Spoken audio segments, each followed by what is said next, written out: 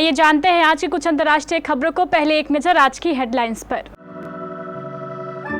वायनाड हादसे का खौफनाक सच, इसरो की ओर से जारी तस्वीरें देखकर दहल उठेगा दिल।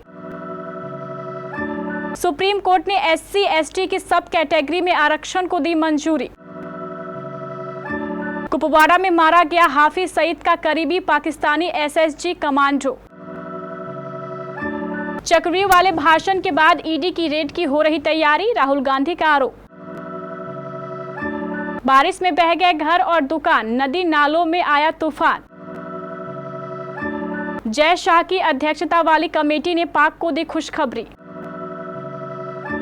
2 महीने पहले स्मगलिंग कर बम लाया गया था तेहरान, महीनों की प्लानिंग के बाद दिया गया घटना को अंजाम। अजय देवगन और जानवी कपूर सुलझा पाएंगे बॉक्स ऑफिस सक्सेस की पहेली। अब चर्चा में कृति सेनन का नया अंदाज, समुद्र की लहरों से खेलती दिखी मिमी। और स्वप्निल ने कराई मेडल की हैट्रिक, सिंधु प्रणय बाहर। केरल के वायनाड में लैंडस्लाइड के बाद भारी तबाही मची, इसमें 250 से ज्यादा लोगों की मौत हो गई। अभी भी 206 लोग लापता है, जिनकी तलाश की जा रही है। सेना के खोजी कुत्ते भेजे गए हैं जो मलबे में दबे लोगों को ढूंढ रहे हैं। इस बीच भारतीय अंतरिक्ष अनुसंधान संगठन इसरो ने कुछ तस्वीरें जारी की है जो बेहद डरावनी है। हादसे में लापता लोगों की तलाश के लिए इंडियन आर्मी, NDRF और पुलिस प्रशासन लगा हुआ है। कीचड़ में लोगों की तलाश की जा रही है। मुख्यमंत्री पिनराई विजयन ने कहा है कि बचाव अभियान अभी कुछ और दिन चलेगा। इस पर निगरानी रखने के लिए 4 मंत्रियों की एक टीम बनाई गई है। ये चारों मंत्री हादसे वाली जगह 24 घंटे मौजूद रहेंगे। सुप्रीम कोर्ट के 7 जजों की पीठ ने गुरुवार को एक अहम फैसला सुनाया है। पीठ के 6 जजों ने कहा है कि अनुसूचित जाति और अनुसूचित जनजाति में सब कैटेगरी को भी आरक्षण दिया जा सकता है। सिर्फ जज जस्टिन बेला त्रिवेदी इस राय से असहमत थी। इस फैसले के बाद राज्य अनुसूचित जाति और जनजाति के आरक्षण में आंकड़ों के आधार पर सब क्वालिफिकेशन यानी वर्गीकरण कर सकते हैं। इसका मतलब ये है कि अगर किसी राज्य में 15% आरक्षण अनुसूचित जातियों के लिए है तो उस 15% के अंतर्गत वो कुछ अनुसूचित जातियों के लिए आरक्षण तय कर सकते हैं।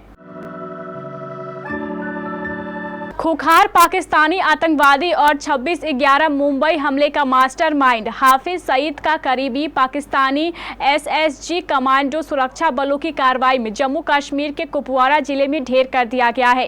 भारतीय सुरक्षा एजेंसियों के शीर्ष सूत्रों का कहना है कि कुपवाड़ा के माझिल इलाके में वह भारत में घुसपैठ के दौरान मार गिराया गया। यह आतंकी हाफिज सईद का करीबी होने के साथ पाकिस्तान का SSG कमांडर था।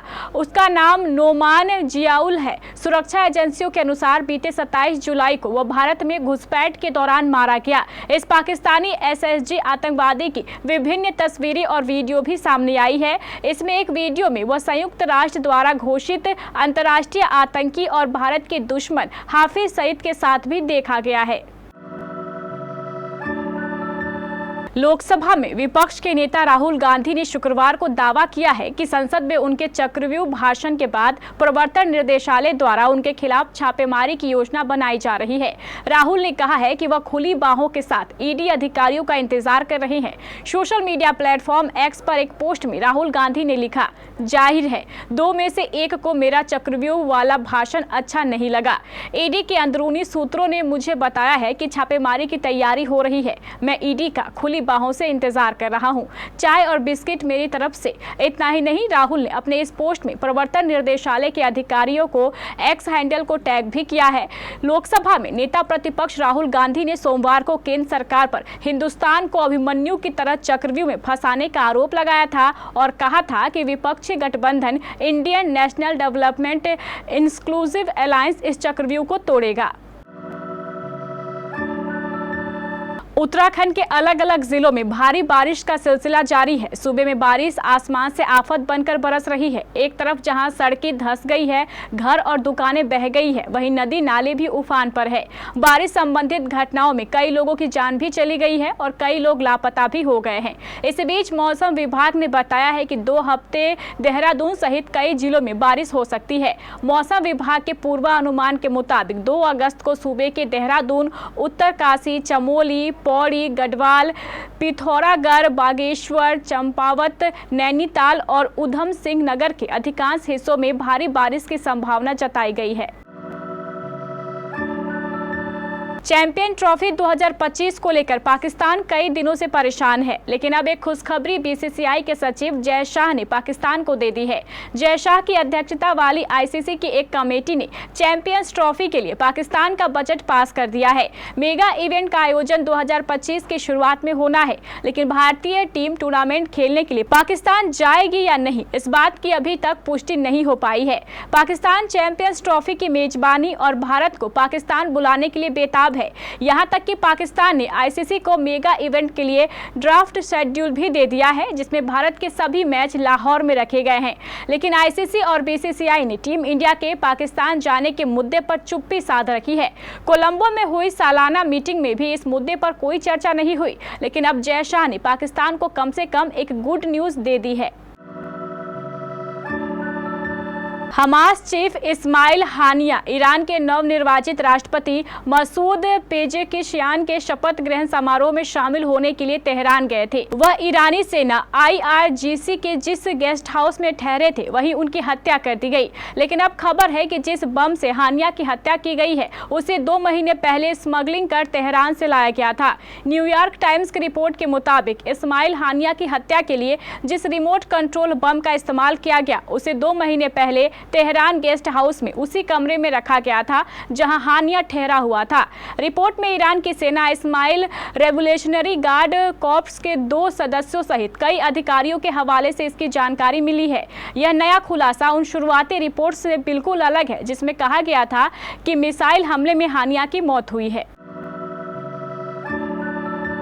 आज 2 हिंदी फिल्में सिनेमाघरों में रिलीज हो गई हैं। पहली फिल्म है अजय देवगन और तब्बू की औरों में कहां दम था और दूसरी फिल्म है जानवी कपूर की उलझ। अजय देवगन की फिल्म रोमांटिक ड्रामा है तो जानवी की फिल्म स्पाई थ्रिलर है। इस तरह 2 फिल्में और दोनों के विषय एकदम अलग है, लेकिन इन दोनों फिल्मों के सितारों के सामने समस्या एक ही है, चाहिए तो सिर्फ एक हिट। लेकिन जिस तरह के रुझान और टिकटों की एडवांस बुकिंग देखने को मिल रही है उससे ये तो साफ है कि फिलहाल के लिए गुड न्यूज आती नहीं दिख रही है। अगर अजय देवगन और जानवी कपूर की पिछली कुछ फिल्मों पर नजर डाले तो पिक्चर साफ भी हो सकती है। अजय देवगन ने अप्रैल 2022 से लेकर अब तक 6 फिल्में दी हैं, लेकिन जिसमें से 4 फिल्में बुरी तरह फ्लॉप रही, जबकि 2 फिल्मों की बॉक्स ऑफिस पर रंग जमा सकी। ये फिल्म है रनवे 34, थैंक गॉड, दृश्यम 2, भोला, शैतान और मैदान। इनमें से सिर्फ दृश्यम 2 और शैतान ही बॉक्स ऑफिस पर कामयाबी का परचम लहरा पाई है। कृति सेनन इन दिनों अपनी बहन नुपुर सेनन और रूमर्ड बॉयफ्रेंड कबीर बहिया के साथ ग्रीस में छुट्टियां मना रही हैं। पिछले कुछ दिनों से कृति लगातार अपनी डेटिंग रूमर्स को लेकर ही सुर्खियों में है, लेकिन इन सब के बीच उन्होंने एक वीडियो शेयर किया जिसने सबका ध्यान अपनी तरफ खींच लिया है। कृति ने अपनी ग्रीस वेकेशन से एक बेहद शानदार वीडियो अपने इंस्टाग्राम अकाउंट पर शेयर किया है। इस वीडियो में अभिनेत्री समुद्र किनारे नजर आ रही है और जिस तरह वह समुद्र के किनारे इंजॉय कर रही है, फैंस को उनका वो अंदाज खूब पसंद आ रहा है। कृति वीडियो में एक कलरफुल ड्रेस में नजर आ रही हैं और उनका ये बोल्ड लुक फैंस के बीच छाया हुआ है। वीडियो शेयर करते हुए कृति ने खुद को बीच बेबी बताया है। पेरिस ओलंपिक 2024 के छठे दिन भारत ने मेडल्स की हैट्रिक पूरी कर ली। इस दिन देश को तीसरा मेडल स्वप्निल कुसाले ने शूटिंग की मेंस 50 मीटर राइफल 3 पोजीशन में दिलाया। भारत ने अब तक तीनों ब्रॉन्ज मेडल ही जीते हैं। छठा दिन भारत के लिए कुछ निराशाजनक भी रहा। हालांकि बैडमिंटन और मुक्केबाजी में पदक के प्रबल दावेदारों के बाहर होने से देश को निराशा हाथ लगी, जबकि भारतीय हॉकी टीम को इस ओलंपिक में पहली हार झेलनी पड़ी। बैडमिंटन के स्टार जोड़ी स्वास्तिक साईराज रंकी रेड्डी और चिराग शेट्टी अपना क्वार्टर फाइनल मुकाबला हारकर बाहर हो गए।